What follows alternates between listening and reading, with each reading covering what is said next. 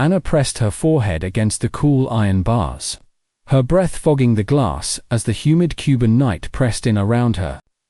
The distant sound of laughter drifted up from the street below. Music, voices, the clink of glasses, reminders of a world that felt impossibly far away. She could see the palm trees swaying in the moonlight, the ocean shimmering just beyond the rooftops, but none of it felt real anymore. Not to her. Not now. She reached out, fingertips brushing the rusted metal, and wondered how it had come to this. Just months ago, she'd been in Germany, surrounded by friends, dreaming of a new life, filled with love and adventure. She'd imagined herself walking barefoot on white sand beaches, hand in hand with the man she thought she knew. She'd pictured laughter, warmth, and a future brighter than anything she'd ever dared hope for. But now, the only thing she felt was fear. The room behind her was dark and silent, except for the steady tick of a clock she couldn't see. Every sound from the hallway made her flinch. Every shadow seemed to move. She was alone, trapped, and the man she'd trusted with her heart had become a stranger. Someone she barely recognized. Anna's phone was gone. Her passport, locked away. The friends she'd made here had stopped calling. Even her family's voices, once so close, now felt like echoes from another life.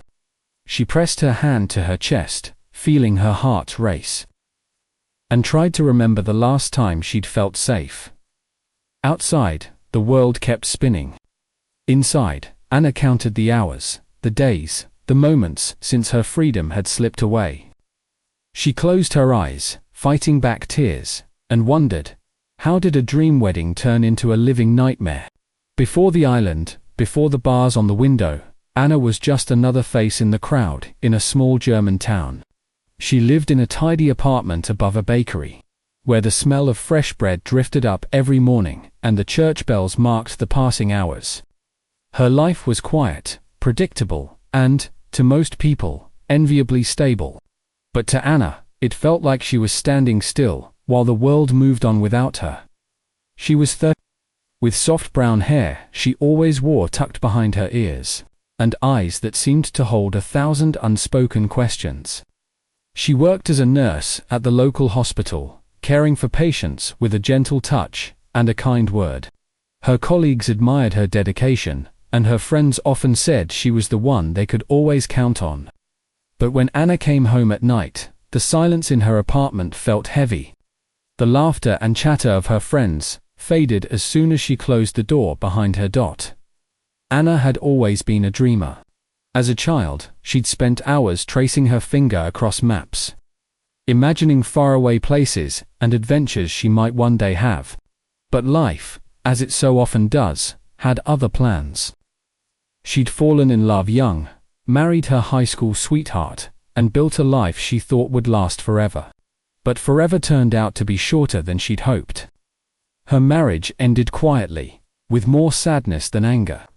And Anna found herself alone, at 35, wondering if she'd missed her chance at happiness. The years that followed were filled with routine. Work, dinner with friends, the occasional weekend trip to the countryside. She tried dating again, but every relationship seemed to fizzle out before it really began. Her friends told her she was too picky, that she needed to open her heart again. But Anna was tired of disappointment. She wanted something real, something lasting. She wanted to feel alive. As the seasons changed, Anna felt the ache of loneliness grow sharper. She watched as her friends married, had children, moved away. She scrolled through their photos on social media, smiling faces, sunlit vacations, new babies wrapped in soft blankets, and wondered if she'd ever have that kind of joy again. She tried to convince herself that she was content, that her life was full enough.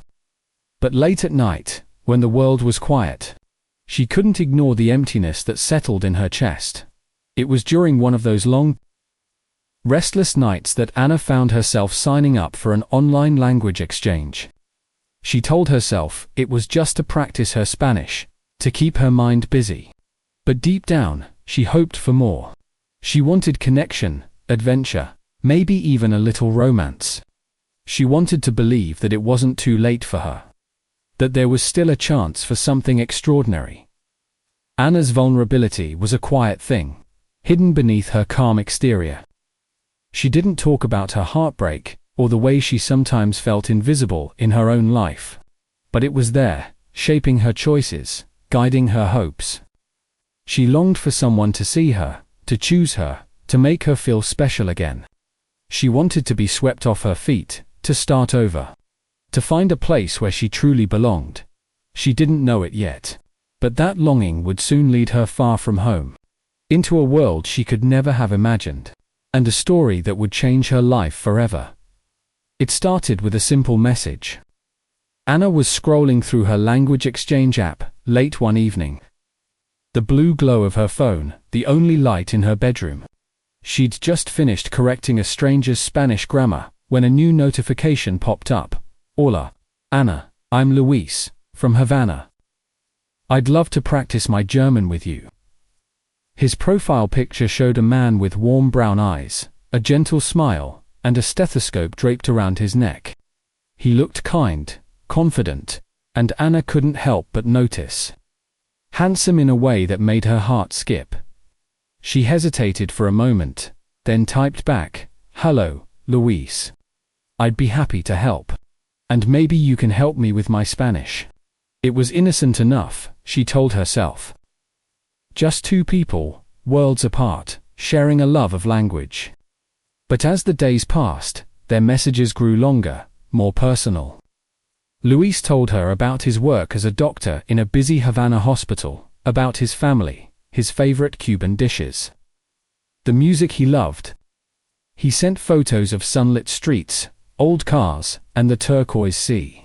Anna found herself smiling at her phone, waiting for his replies, feeling a flutter of excitement she hadn't felt in years. Their conversations quickly moved beyond language. Luis was charming, attentive, and funny. He asked about her life in Germany, her dreams, her fears. He listened in a way that made Anna feel seen, truly seen, for the first time in a long while. He called her mi estrella, my star, and told her she was beautiful inside and out. Anna blushed at his compliments, but she couldn't deny how good it felt to be wanted. Within weeks, they were talking every day. Mornings began with his buenos dias, hermano, and nights ended with whispered video calls, the two of them sharing secrets in the quiet darkness. Luis sent her songs to listen to, poems he'd written, even a video of him dancing in his kitchen, making her laugh until she cried. He told her about the challenges of his job, the long hours, the patients he couldn't save. Anna listened, comforted him, and shared her own stories from the hospital. They bonded over their shared compassion, their desire to help others, their dreams of a life filled with meaning. Anna's friends noticed the change in her almost immediately. She was lighter, happier, humming Cuban melodies under her breath. At dinner one night, her best friend Sabine raised an eyebrow and asked, "So, who's the mystery man?" Anna tried to play it cool, but the blush on her cheeks gave her away. She told them about Luis, about his work, his kindness, his plans to visit Europe someday. Her friends exchanged glances, their smiles tinged with concern. "Just be careful, Anna," Sabine said gently. "You don't really know him. People can pretend to be anyone online." Another friend chimed in, "Long distance is hard. And Cuba is so far away. What if he's not who he says he is?" Anna laughed off their worries, insisting that Luis was different. He was honest, open, and made her feel alive in a way no one else had. Her family was even more skeptical. Her mother, a practical woman who'd seen Anna's heart broken before, warned her not to get carried away. "You're vulnerable right now, Lee. Don't let someone take advantage of your kindness." Anna promised she was being careful, but inside, she was already falling. She wanted to believe in Luis, in the possibility of a new beginning. She wanted to believe that love could find her, even across an ocean. Luis seemed to sense her doubts, and worked hard to reassure her. He sent her photos of his hospital ID, introduced her to his mother on a video call, and even showed her around his apartment. He talked about their future together, trips to Europe, meeting her family, building a life side by side. He told her he'd never felt this way before, that she was the missing piece he'd been searching for. Anna's heart soared with every promise, every sweet word. She started to imagine what it would be like to walk the streets of Havana with him, to feel the sun on her face, to dance under the stars. She pictured herself in his arms, safe and cherished. Far from the loneliness that had haunted her for so long, the more her friends and family cautioned her, the more determined Anna became to prove them wrong. She wanted to believe in love, in fate, in the magic of two souls finding each other against all odds. She told herself that sometimes you have to take a risk to find happiness. Sometimes you have to follow your heart, even if it leads you somewhere you never expected. And so, as the weeks turned into months, Anna's infatuation grew. She and Luis made plans to meet in person, to finally close the distance between them. She counted down the days, her heart full of hope and longing, certain that this was the beginning of something extraordinary. What she didn't know was that her leap of faith would soon take her far from everything she'd ever known, and into a world where love and danger walked hand in hand. It happened on a rainy Sunday afternoon, the kind of day in Germany when the sky feels heavy and the world seems to slow down. Anna was curled up on her sofa, a mug of tea warming her hands, when her phone buzzed with a video call from Luis. She answered. And there he was, smiling, eyes shining, the sound of distant music drifting through his open window. He looked nervous, almost shy, and Anna felt her heart flutter in her chest. "Anna," he began, his voice soft but steady, "I know this is fast, but I can't imagine my life without you. Will you marry me?" For a moment, Anna thought she'd misheard. She stared at the screen, searching his face for a sign that he was joking. But Luis was serious.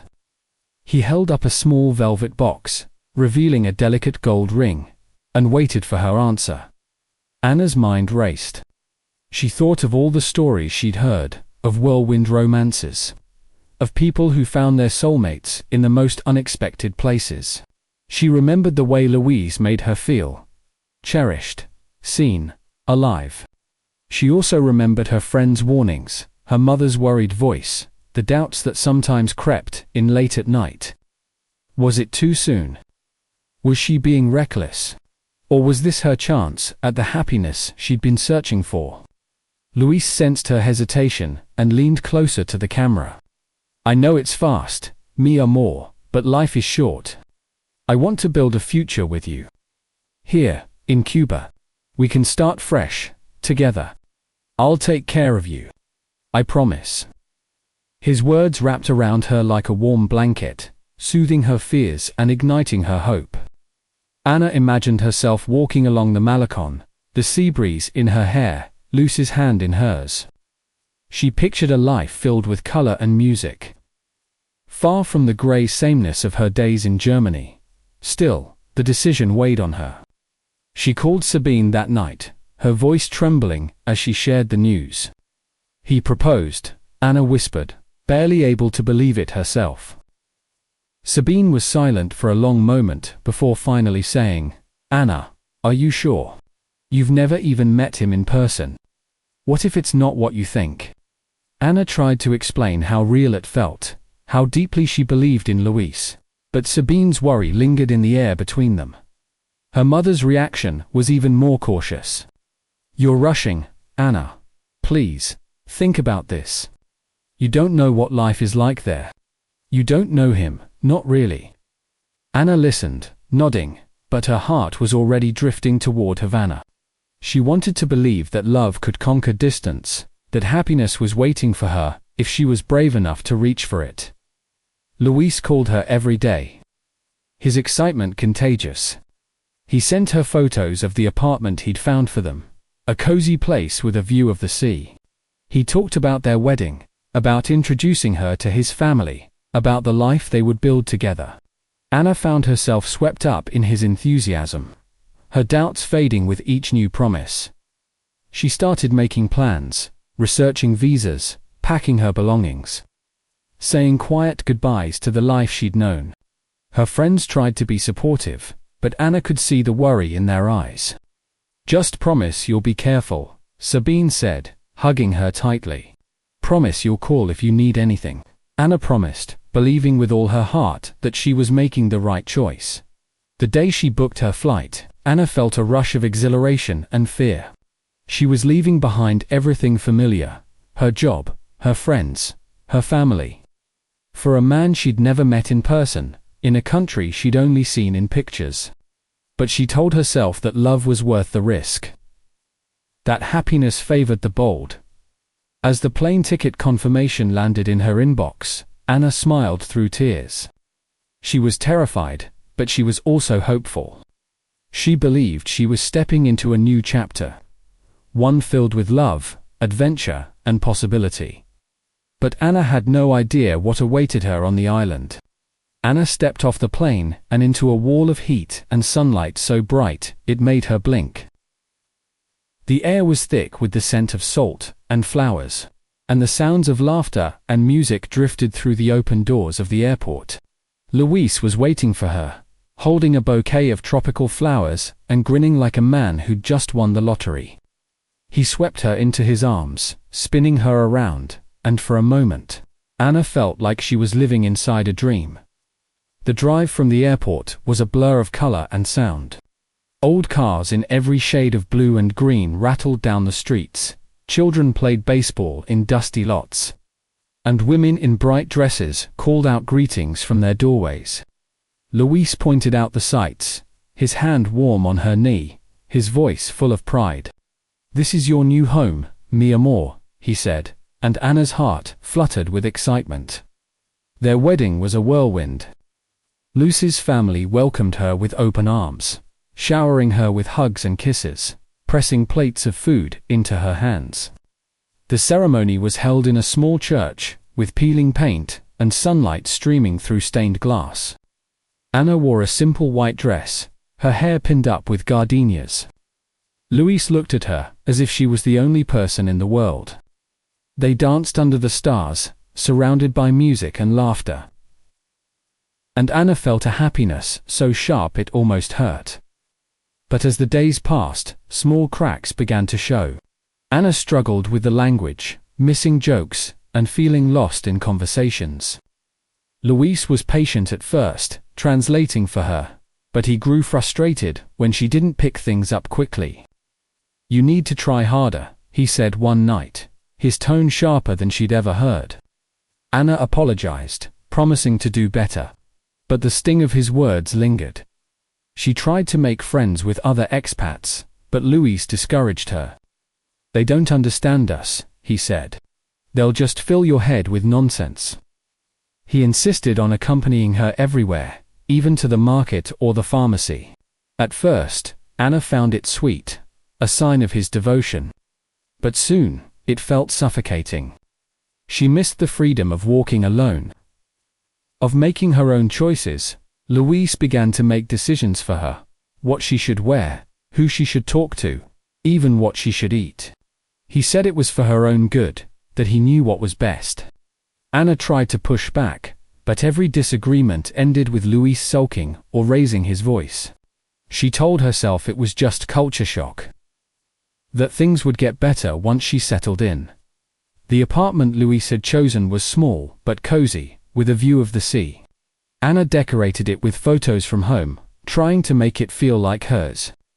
But the walls felt closer every day. She called her friends in Germany, but the time difference made it hard, and Luis always seemed to be listening in. She told herself she was just homesick, that she needed to give it time. Still, at night, as she lay awake, listening to the distant sound of waves, Anna couldn't shake the feeling that something was off. The paradise she'd dreamed of was starting to feel like a cage. And deep down, she wondered if she'd made a terrible mistake at first. Anna tried to ignore the uneasy feeling that crept into her chest. She told herself it was just the adjustment, that every new life came with challenges. But as the weeks passed, the world around her seemed to shrink, little by little, until it felt like she was living in a box with no way out. Lucy's protectiveness became something else, something sharper, more possessive. He started insisting on knowing where she was at all times. If she wanted to go for a walk, he would ask who she was meeting, how long she'd be gone, and why she needed to leave at all. "It's not safe for you here alone," he'd say, his voice gentle but his eyes hard. "You don't know the city. You could get lost." Anna tried to argue, but every conversation ended with Luis reminding her how much he loved her, how he was only trying to keep her safe. Soon, Anna realized she didn't have any money of her own. Luis had offered to handle their finances, saying it would be easier since she didn't speak Spanish well enough to deal with the banks. He took her credit cards for safekeeping, promising to give them back once she was settled. At first, Anna didn't mind. She trusted him. But when she needed to buy something, a phone card, a bus ticket, even a coffee, she had to ask Luis for money. Sometimes he gave it to her, sometimes he didn't. "We need to save," he'd say, or "that's not necessary." The independence she'd always taken for granted was slipping away. One small decision at a time. Communication with her family became harder too. The internet in Cuba was unreliable, and Luis always seemed to be around when Anna tried to call home. "The connection is bad," he'd say, unplugging the router. "Try again later." When she did manage to speak to her mother or Sabine, Luis hovered nearby, listening in, sometimes even answering questions for her. Anna felt her words drying up, her stories shrinking. She didn't want to worry them, so she left out the arguments, the loneliness, the way Lucy's temper flared over the smallest things. She tried to make friends, but Luis discouraged it at every turn.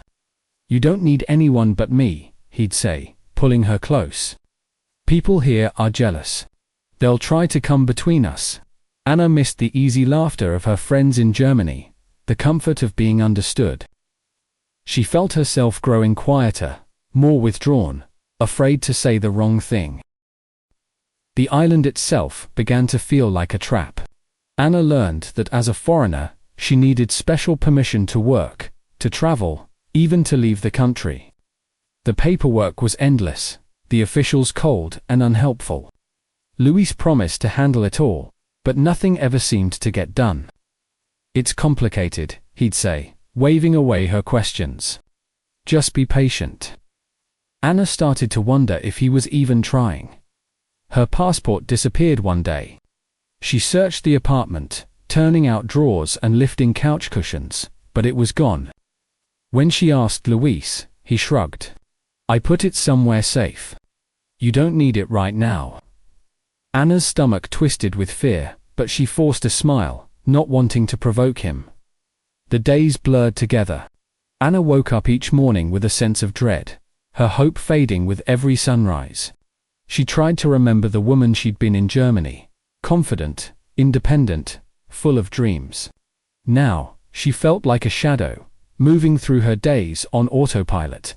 Afraid to make a wrong move, at night, she lay awake, listening to the sound of Lucy's breathing beside her, wondering how her life had changed so quickly. The paradise she'd imagined had vanished, replaced by invisible walls she couldn't break through. Anna's world had become smaller, darker, and she was starting to realize that no one was coming to save her. The fear she'd tried to ignore was now her constant companion, whispering that things could still get worse. Anna's days became a silent routine, each one blending into the next until she could barely remember what month it was. The sun still shone outside, the ocean still sparkled beyond the window. But Anna felt as if she were living underwater, everything muffled, slow, and heavy. The apartment, once cozy, now felt like a cell. The walls seemed to close in a little more each day. Lucy's moods grew unpredictable. Some mornings, he would wake her with kisses and coffee, calling her his Estrella, promising that things would get better soon. Other days, He was cold and distant, barely speaking to her, except to criticize. He complained about the way she cooked, the way she dressed, the way she spoke Spanish. "You embarrass me," he snapped one evening, after she stumbled over a word in front of his friends. Anna's cheeks burned with shame, and she spent the rest of the night in silence, picking at her food, while Luis laughed and joked with everyone else. He started checking her phone, reading her messages before she could send them. If she tried to call her mother, he would stand in the doorway, arms crossed, listening to every word. Sometimes, he would snatch the phone away mid-conversation, claiming the connection was too expensive or that she was wasting time. Anna's world shrank to the size of their apartment. Her only company, the man who now frightened her more than he comforted her. She tried to reach out for help, but every attempt was blocked. The internet was slow and unreliable, and Luis always seemed to know when she was online. Once, she managed to send a short email to Sabine, typing quickly while Luis was in the shower. "I'm not okay. Please help."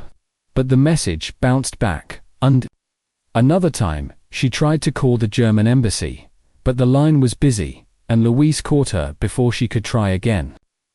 "What are you doing?" he demanded, his voice low and dangerous. Anna stammered an excuse, her heart pounding in her chest. Luis began to accuse her of things she hadn't done. "You're trying to leave me," he hissed one night, grabbing her wrist so tightly it left bruises. "You're ungrateful. After everything I've done for you." Anna tried to explain, to reassure him, but he wouldn't listen. He paced the apartment, muttering to himself, slamming doors, breaking plates. Anna learned to move quietly, to keep her head down, to avoid anything that might set him off. The isolation was suffocating. Anna stopped trying to make friends, stopped going outside unless Luis was with her. She watched the world through the barred window, longing for the sound of her native language, for the comfort of a familiar face. She missed the simple things, walking to the bakery, laughing with her friends, the feel of her own bed. Now, even the smallest pleasures were gone. Luis's control extended to every part of her life. He decided what she wore, what she ate, when she slept. He locked away her passport, her money, even her favorite book from home.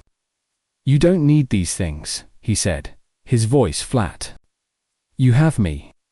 Anna felt herself disappearing, piece by piece, until she was nothing but a shadow in her own life. The emotional abuse wore her down.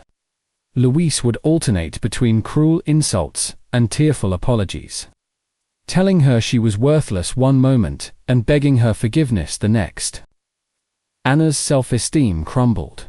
She began to believe the things he said, that she was stupid, unlovable, a burden. She stopped looking in the mirror, unable to face the woman she'd become, at night. Anna lay awake, listening to the sounds of the city outside, the distant music, the laughter, the waves. She wondered if anyone could hear her silent cries for help. She thought about running, about finding a way out, but the fear was paralyzing. What if she was caught? What if no one believed her? What if she was truly alone? Her mind became a battleground. Some days, she clung to hope, telling herself that things would change, that Luis would remember the man he used to be. Other days, despair took over, whispering that she would never escape, that this was her life now. She felt herself unraveling, her thoughts growing darker, her spirit fading. Anna's world had become impossibly small. The island that once promised adventure and love now felt like a prison. And the man she'd crossed an ocean for had become her captor. She was isolated, afraid, and running out of strength. But somewhere deep inside, a tiny spark of resistance remained. A quiet voice that refused to be silenced. Whispering that she deserved more, that she had to find a way out. She just didn't know how. Not yet. It happened on a night thick with heat and tension. The kind of night when the air itself felt heavy and hard to breathe. Anna had spent the day walking on eggshells, sensing Luis's mood, darkening with every passing hour. He barely spoke to her, his jaw clenched, his eyes cold. She tried to stay out of his way, keeping to the kitchen, cleaning, doing anything to avoid another argument. But as the sun set, and the apartment filled with shadows, Anna felt the dread building inside her, a storm she couldn't escape. Luis came home late, the smell of rum on his breath, his steps unsteady. He slammed the door so hard, the walls rattled. Anna froze, her heart pounding. She tried to greet him, to offer him dinner, but he brushed past her, muttering under his breath. She watched him pace the living room, his anger simmering just beneath the surface. Suddenly, he turned on her, his voice sharp and accusing. "Who were you talking to today?" he demanded, his eyes wild. Anna shook her head, confused. "No one, Luis. I haven't left the apartment." But he didn't believe her. He grabbed her phone, scrolling through her messages, searching for evidence of betrayal. When he found nothing, his anger only grew. "You're lying to me," he spat, his face inches from hers. "You think I'm stupid. You think you can fool me." Anna tried to back away, but he blocked her path, his hands gripping her arms so tightly she cried out. For the first time, she saw something in his eyes that terrified her, a cold, calculated rage that had nothing to do with love. He shoved her against the wall, shouting words she barely understood, his voice echoing through the apartment. Anna's mind raced, panic rising in her chest. She tried to reason with him, to calm him down, but he was beyond listening. He accused her of plotting to leave, of talking to other men, of shaming him in front of his friends. Each accusation was more outlandish than the last, and Anna realized, with a sickening clarity, that nothing she said would make a difference. The confrontation ended as suddenly as it began. Luis stormed out, slamming the door behind him, leaving Anna trembling and alone. She slid to the floor, her body shaking, tears streaming down her face. For a long time, she couldn't move.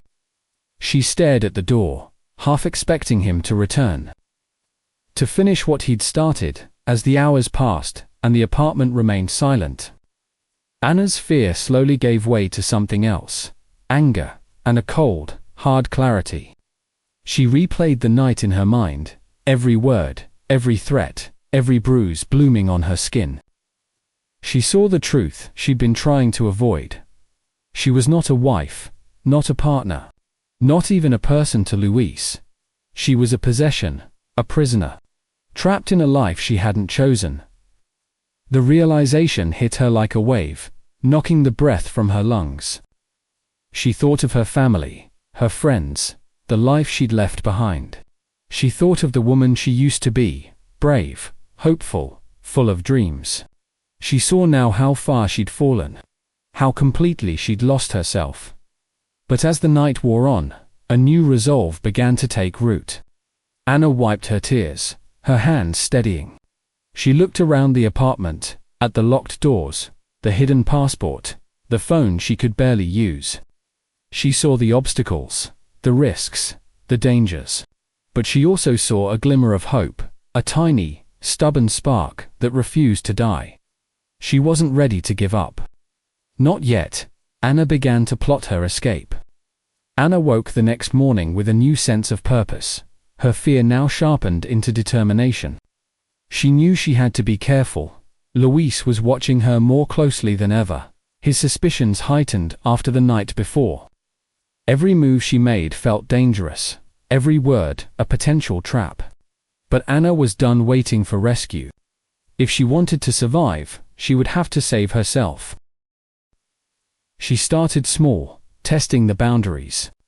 When Luis left for work, she searched the apartment for her passport, checking drawers, coat pockets, even the lining of Luis's old suitcase. Nothing. She tried to access the internet, but the connection was slow and unreliable, and Luis had changed the passwords. Still, Anna refused to give up. She memorized the layout of the building, the times when the front door was left unlocked, the faces of the neighbors, who seemed kind. One afternoon, while buying groceries with Luis, Anna caught the eye of an older woman behind the counter. The woman smiled, her eyes warm and knowing. Anna took a risk, whispering in broken Spanish, "Do you know the German embassy?" The woman nodded, slipping Anna a scrap of paper with an address scribbled on it. Anna hid it in her shoe, her heart pounding so loudly she was sure Luis could hear. But every step forward brought new setbacks.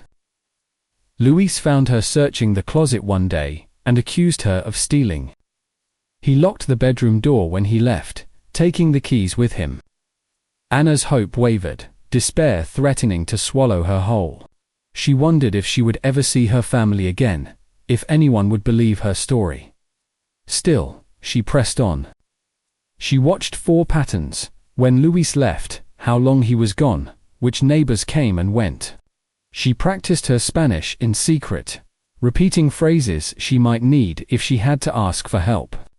She rationed the little money she managed to hide, tucking coins into the hem of her dress. One evening, Anna managed to slip out while Luis was distracted by a phone call.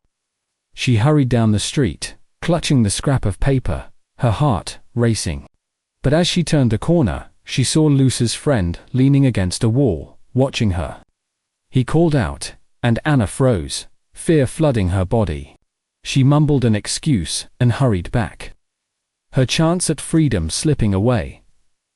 The close call shook her, but it also steeled her resolve. Anna realized she couldn't do this alone. She began to confide in the woman at the market, sharing bits of her story each time she visited. The woman listened, offering quiet encouragement and, eventually, a phone number for someone who could help. Anna's world became a careful dance, gathering information, hiding evidence, pretending everything was normal. She lived in constant fear of discovery, every day a test of her courage and cunning. But with each small victory, her hope grew stronger. She was risking everything, but she knew it was her only chance. Anna was ready. The plan was forming, the pieces falling into place. All she needed now was the right moment, the one chance to break free. No matter the cost. The night Anna chose to run, the air was thick and still. The city outside humming with distant music and the low rumble of old cars. She waited until Luis was deep asleep, his breath heavy and uneven, the keys to the apartment dangling from his belt. Her heart hammered in her chest as she slid from the bed, every movement slow and silent. She barely breathed, terrified that even the smallest sound would wake him. She crept to his side, her hands trembling as she eased the keys free. For a moment, Luis stirred, mumbling in his sleep, and Anna froze, her whole body rigid with fear. But he rolled over, and she slipped away, clutching the keys so tightly they left marks on her palm. Anna tiptoed through the dark apartment, grabbing the small bag she'd packed days before. Just a change of clothes, the hidden coins, and the address from the market woman. She unlocked the door, wincing at the soft click, and stepped into the hallway, her breath coming in short, shallow bursts. Every shadow seemed to move, every creak of the floorboards a warning. She hurried down the stairs, her footsteps muffled by the old carpet. Outside, the street was empty, the city asleep. Anna kept to the shadows, her eyes darting to every window, every doorway. She half expected to hear Luis's voice behind her, to feel his hand on her shoulder, dragging her back. She reached the corner and saw the market woman waiting, just as promised. The woman pressed a phone into Anna's hand and whispered, "Go now." Anna nodded, tears stinging her eyes, and hurried toward the embassy, her legs shaking with exhaustion and adrenaline. As she neared the embassy gates, headlights swept across the street. Anna ducked behind a tree, her heart in her throat. A police car crawled past, the officers inside, glancing her way.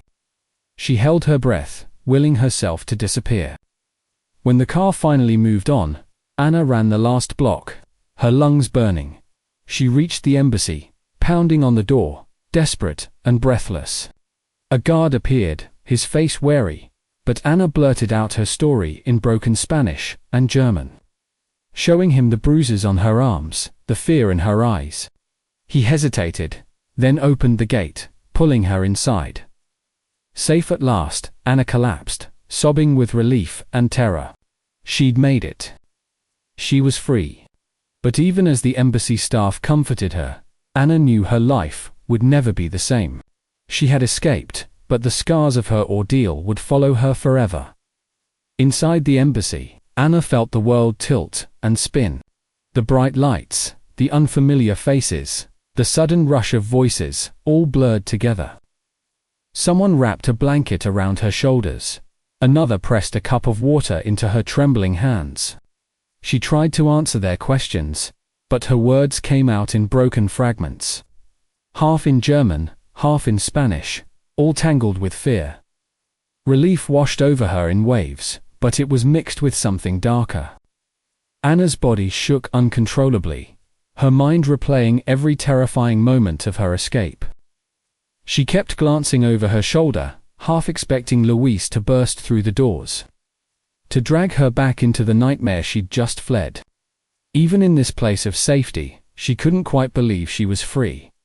A kind woman sat beside her, speaking softly, telling Anna she was safe now, that no one could hurt her here. Anna nodded, but the words felt distant, as if they were meant for someone else.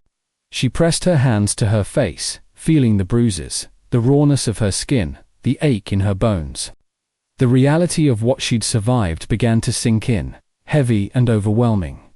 Tears came then, hot, silent, unstoppable. Anna wept for the woman she used to be, for the dreams she'd lost, for the fear that still clung to her like a second skin. She wept for the friends and family she'd left behind, for the trust that had been shattered, for the love that had turned to poison. But beneath the grief, a small spark of hope flickered. She had made it out. She had found the strength to run, to fight, to survive. Anna didn't know what would come next, or how she would heal, but for the first time in months, she allowed herself to believe that a new beginning was possible. She was safe, but she was also scarred. Forever changed by the island that had promised paradise and delivered a prison. Anna's return to Germany was bittersweet. The embassy arranged her flight home, and as the plane lifted off, she stared out the window at the island below, feeling a strange mix of relief and sorrow. She was free, but she was also leaving behind a part of herself, one that would never quite heal. When she landed in Frankfurt, her mother and Sabine were waiting, arms open, tears streaming down their faces.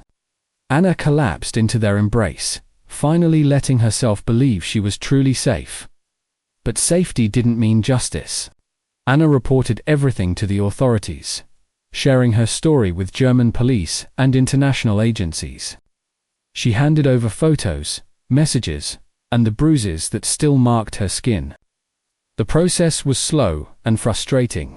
Cuban officials were reluctant to cooperate, and Luis, protected by distance and bureaucracy, faced no immediate consequences.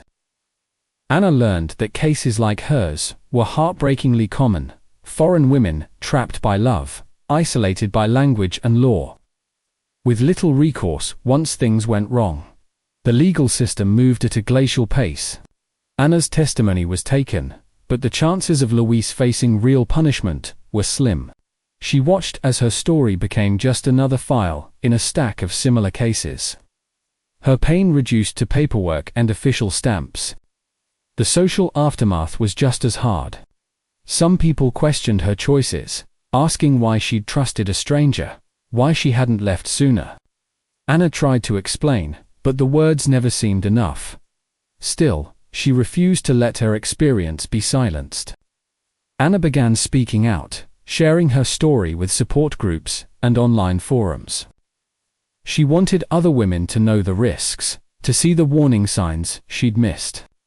She pushed for better protections, for embassies to do more, for laws to change. The road to justice was long and uncertain, But Anna was determined to make her voice heard. In the end, Luis remained in Cuba, untouched by the law. But Anna reclaimed her life, piece by piece, refusing to let him steal her future. The scars remained, but so did her strength, and her resolve to help others avoid the same fate. Years later, Anna still carries the memories of Cuba with her. Some nights, she wakes from dreams of locked doors and distant waves. Her heart pounding, the old fear flickering at the edges of her mind. But she's learned to breathe through it, to remind herself that she's home, that she's safe. Healing hasn't been easy. There are days when trust feels impossible, when the world seems full of shadows.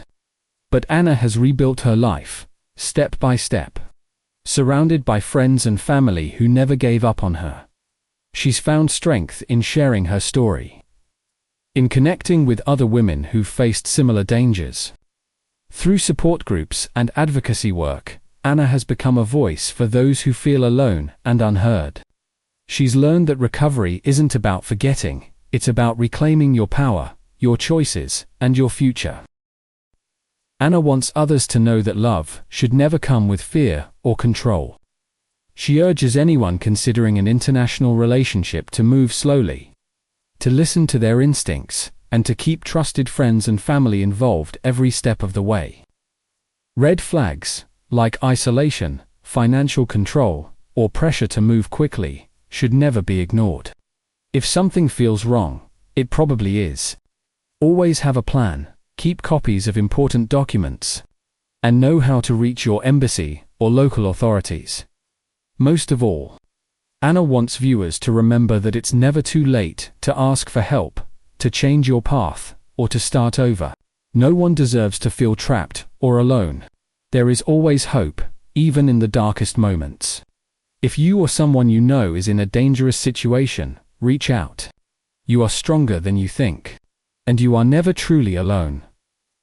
Anna's story is a reminder that survival is possible, that healing can happen, and that every woman deserves a life filled with safety, respect, and love. Let her journey inspire you to trust your voice, protect your heart, and support those who need it most.